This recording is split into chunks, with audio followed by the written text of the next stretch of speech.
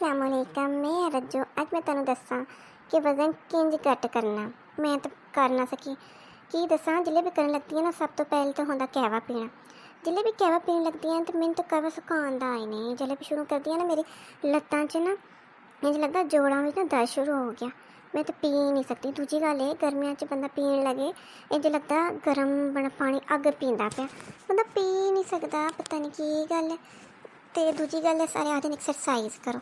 मैं एक दो बारी एक जंप मारे, मेरे टंगा च वाले पै जाते, इतने इतने बड़े गिल्लट पै जाते। फिर मेरे को 3-4 जारे लग जाने, गिल्लट ही नहीं खत्म होते। आप दसो, करना आसान है इतना भारी जिसम मेरा।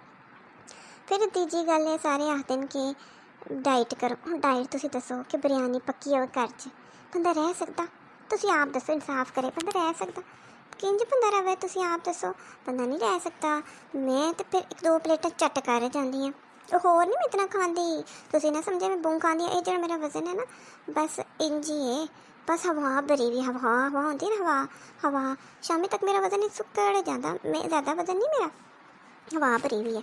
दूजी गल ये है कि मैं ना ज़्यादा रोटी नहीं खाती। मैं सुबह सिर्फ 2 पराठे खाती हैं, दोपहरी में सिर्फ 1.5 या 2 रोटी खाती हैं।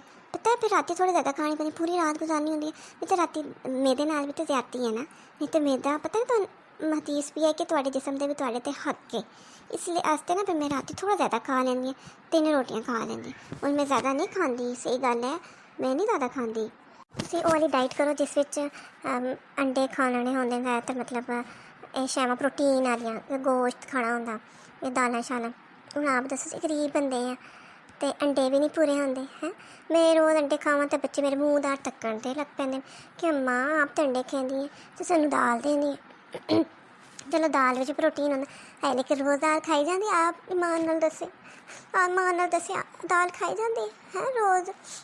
हैं मेदा भां करन लग जाता कि रोज़ दाल। तो गोश्त जेह्ड़ा गोश्त असीं गरीबां दा पूरा ही नहीं होंदा। किस मैनूं आण के देना गोश्त है? तो मैं तो बेचारी डाइट कर ही नहीं सकती। तो तुहाडे वास्ते तरीका दस देनी, तुसीं कर सके तो फिर मैंने दुआवां देवे। शायद तुहाडी दुआवां नाल मैं पतली हो ही जावां। मैं सुनिया दुआवां करो तो हो ही जाता, पता की पता। तुसीं जिल्ले भी कोई शैद देख रही है तो सब तो पहले तुसीं सिर दाएं तरफ घुमाना, फिर तुसीं सिर नूं बाएं तरफ घुमाना। तुसीं जिल्ले भी कोई खाने शैद वेखनी है ना, तुसीं इंजी ना दाएं बाएं अपना सिर करना तो परे हो जाना, ठीक है। तो एक और भी है कि पानी तुसीं ज़्यादा से ज़्यादा पीना। हुण तुसीं आखो मैं क्यों नहीं पी के पतली पतंग हो जाती। तो मैं पानी पींदी हाँ, पानी पीए तो बार बार वाशरूम जाना पैंदा है। पिछले दाने च ना तो मैंने तो फिक्र पै गई कि मैं शुगर तो नहीं होगी। मैं जिल्ले पानी पिया 2 मिनट बाद वाशरूम इस आस्ते ना मैं तो डर गई। तुहानूं डर नहीं लगता तो तुसीं ज़रूर अमल करो तो पतले हो जाओ, ठीक है। तो मैंने दुआवां च ज़रूर याद रखिए। तो मेरे चैनल को सब्सक्राइब तो शेयर ज़रूर करो। अल्लाह हाफिज़।